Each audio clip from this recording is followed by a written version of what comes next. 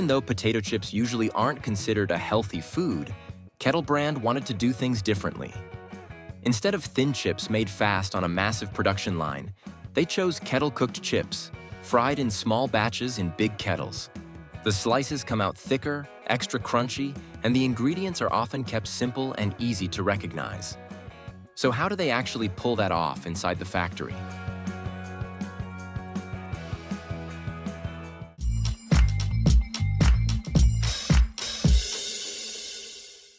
At the plant in Salem, Oregon, Kettle Foods fries more than 150,000 bags of kettle chips every day. That works out to roughly 2 million pounds of potatoes received and processed each week, running non-stop across 4 production lines to turn out batches of crunchy, flavor-packed snacks.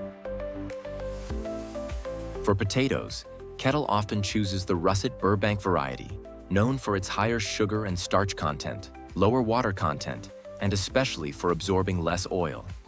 That means the chips fry up crisp and sturdy without feeling greasy or heavy. The process starts out in the field at harvest.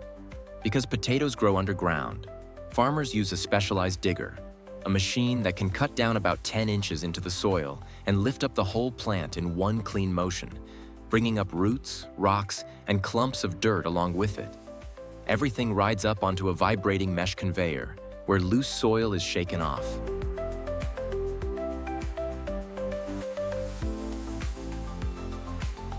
Next, the potatoes move through a transfer system and drop into trailers driving alongside the harvester. From there, the trailers haul the potatoes to a large storage and handling facility. At the receiving area, the potatoes are dumped into an intake hopper called a grader. This is where a quality check table comes in, with 6 workers sorting and picking through the potatoes. A good potato isn't just the right length and size, it also has to look clean and whole, with no major bruises or damage.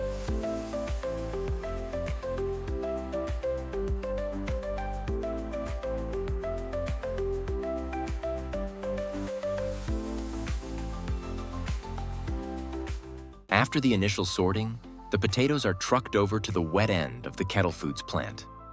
It's called the wet end because the first steps all use water. First, the potatoes pass through a destoner to remove rocks and grit.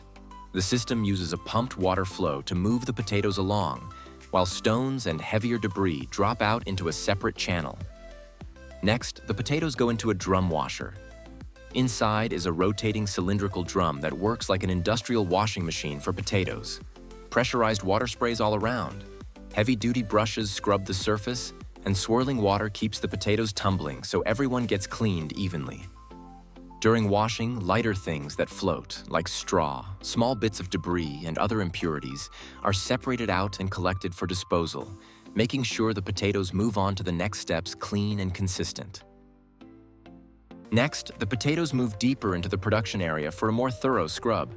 They're fed into one of 6 large surface scrubbers, and each machine is lined with a rough abrasive material.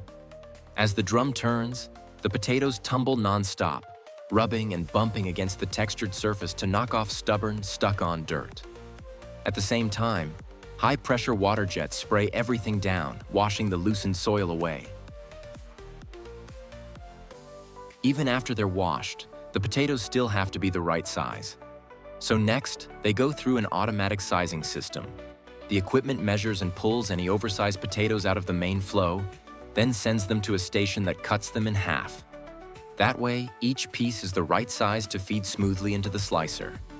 If a potato is too big, it can jam at the infeed and stop the line.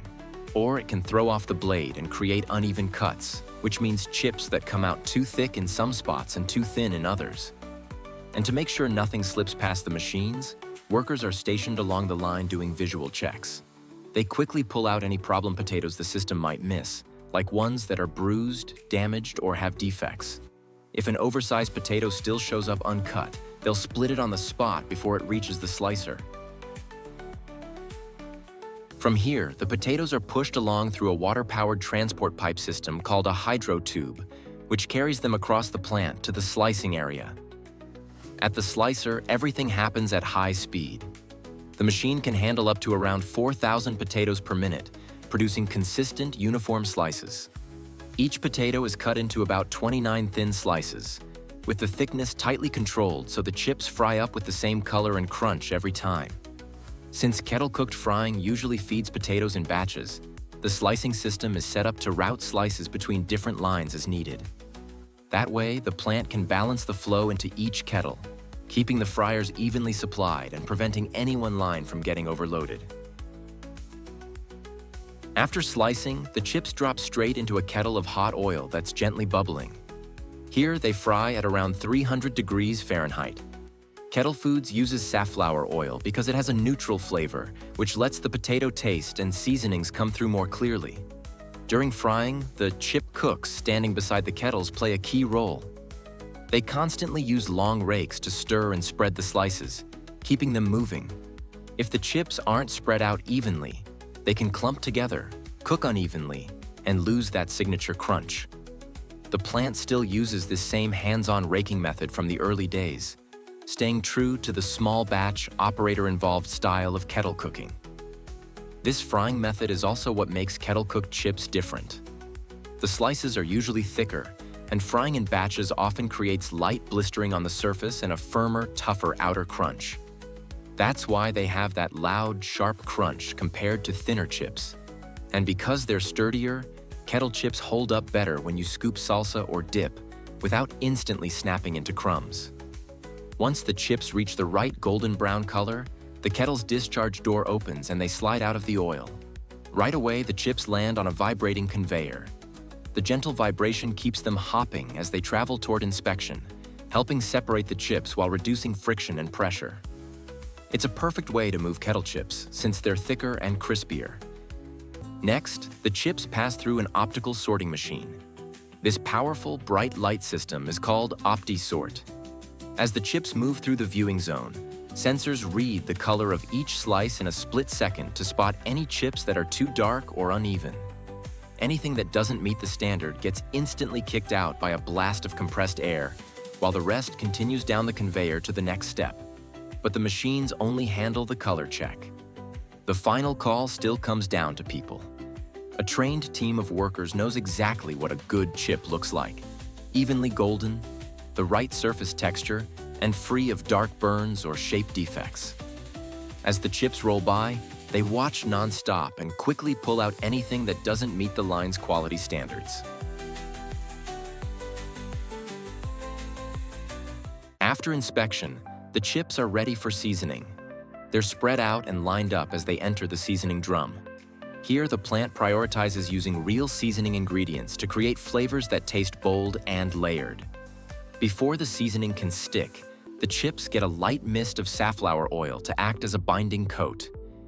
Then the seasoning is added in precise amounts while the drum keeps rotating and tumbling the chips non-stop. And these flavors are anything but basic. Sea salt and vinegar, jalapeño, backyard barbecue, and even honey Dijon. As the chips exit the drum, they drop into a multi-head weighing system, which portions them into exact amounts before feeding them into the packaging machine. When it's time for packaging, the chips feed into a system the plant calls by its real name: a form, fill, and seal machine.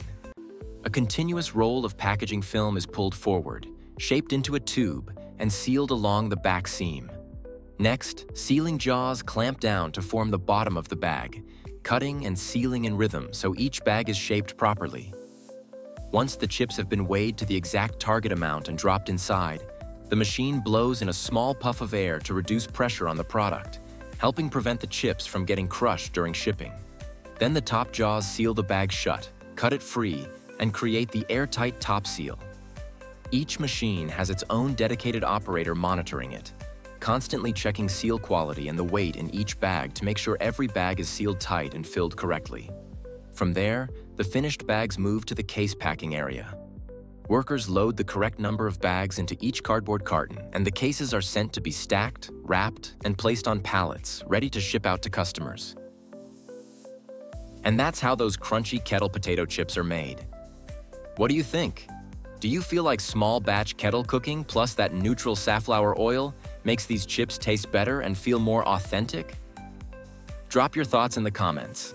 And if you enjoyed the video, don't forget to hit like and subscribe so you don't miss the next one.